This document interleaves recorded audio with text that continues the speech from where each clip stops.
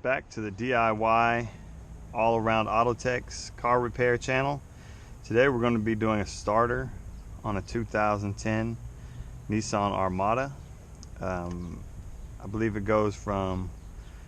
starts at 2004 and goes all the way up to 2015. It's the same engine. And so I'm going to show you how to get it done. At the end of the video, I'll show you all the tools I used, so you can forward it to there to see the tools you'll need.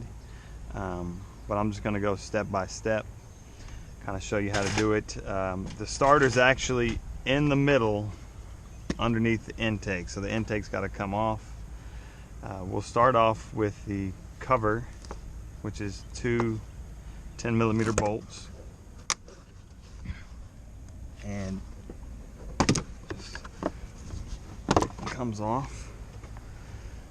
Set that down there, and then you basically want to take off the fuel pressure hose here. You want to take these two bolts off of the emissions, take that away, all the hoses, disconnect the wires going to the injectors. Disconnect all those wires, both sides.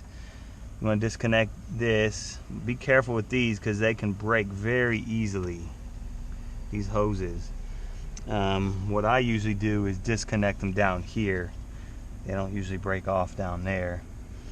And then you also want to take this bracket off, which is just a couple of bolts, 2 bolts here, so you can get to the bolts for the intake, which are down here. Let's see, there's 4 on each side. 1, 2, 3, 4. It's hard to see the one in the back, but that's where we're going to start with. And always take off the negative battery post first, and then the positive post, because when you disconnect sensors with a battery on, there's a chance that you may have to reprogram something, or you may do something to set a check engine light.